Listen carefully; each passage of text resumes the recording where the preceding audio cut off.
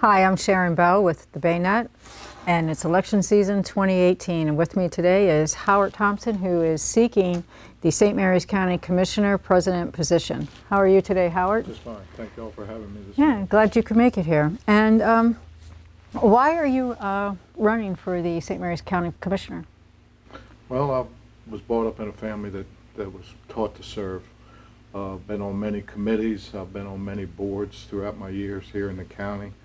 And as I've moved along and gone in different directions, I felt that I could do something for the county in a position of the county commissioner office itself. Our county's changed a lot over the years, and I think I can just be there to help it move along in the right direction with my experience. And why do you think you would be the best candidate for county commissioner? Well, I've had many different things that I've done over the years in order to prepare myself in the community to serve. The first being with Christmas in April, St. Mary's County. It's been a good organization. This will be our 29th year coming up of repairing homes. But it's given me a chance to visit with elderly, handicapped, and veterans, and just folks that because of one reason or another, they're not able to keep up with their homes. And we're able to get a large workforce together in order to repair these homes at no cost to the citizens here in the county and no cost to the homeowner themselves. And being with the Board of Appeals over the years, I learned how the planning and development of the county process works. There's a lot of laws that I'll say won't impede, but restrict homeowners as to what they can do on their properties. Right. In order for them to have some things done which are, I'll say, common sense things that need to be done in homes. And for the betterment of their families, sometimes they have to come before the Board of Appeals. It was a very fine board, still is a very fine board. It has 5 members, and they have the rules and regs that are given to them by our Board of County Commissioners and the Land Use and Growth Management. If you have the laws and you have a problem, it's usually very easy to make the decisions on what to go with that. And I did that for quite a few years. And then I got on the Planning Commission. And being on the Planning Commission, it's what goes on in the county. It's what's coming. Exactly. It's what we want to bring in. And by sitting on that board and having the ability to see plans that are coming in and to refine them, it's a wonderful job. Gives you insight. It very much so. And I've been fortunate to be the chairman now for quite a few years. We have a 7-member board. We have elections every year for that. I'm fortunate enough to be sitting in the middle, not to run the board, but to facilitate the board, to bring us all together, to keep us moving in the right direction to make that decision on a piece of property. So as if you were the county commissioner, what would your thoughts be on the economic development and infrastructure within the development community? Well, here in Lexington Park, I mean, we have one of the biggest this is the biggest part of the development district itself. They even have their own plan, the Lexington Park Development District Master Plan. Right. Which is a mouthful. By having that, though, we have a plan out there that's going to bring everything to Lexington Park. Our biggest base of citizens and population is right here in the middle of the county.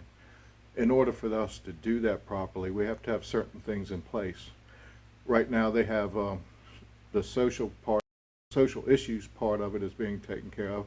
We have Walden, we have New Hope, and we have different facilities like that to help the community. The medical community is being taken care of right now. We have MedStars moving down here they just on built Mills a Road. Big building. Fine facility down there. It's coming and building up as we speak. I mean, it's there, and it's going to get bigger before it's over with.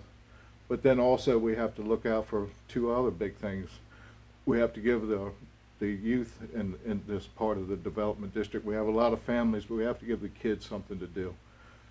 Having that community center, community/youth center that we have on the board.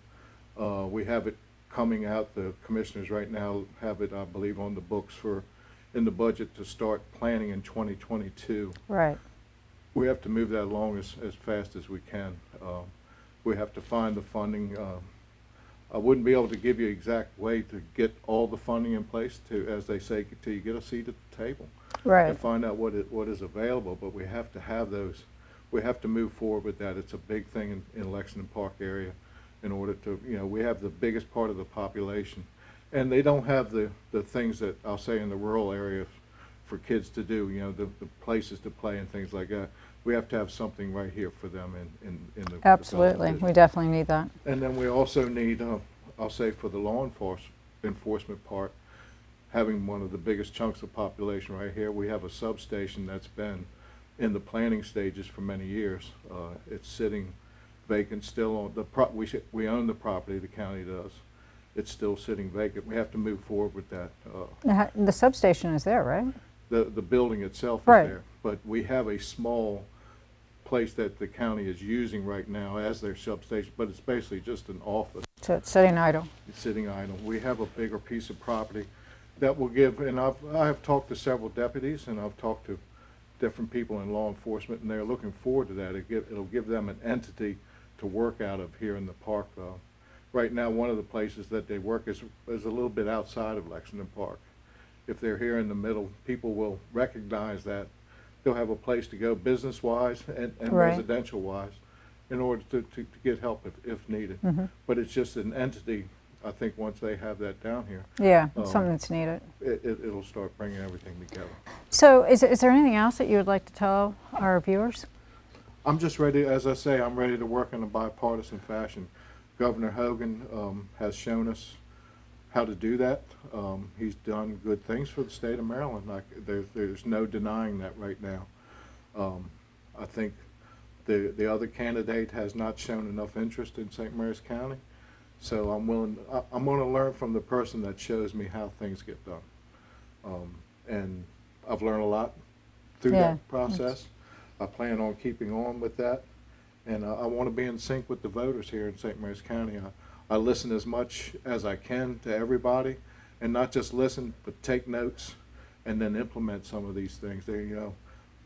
I've lived in the county my whole life. My family's been here for hundreds of years. I thought at the beginning, I know St. Mary's County, but I've learned a lot about St. Mary's County. I've learned more about St. Mary's County than I thought I knew at the beginning of this voyage that we started a year ago. And I'm glad I've done it now. I'm ready for it. Great. I think I can serve. I've always served. I learned that from my grandparents. I learned that from my mom.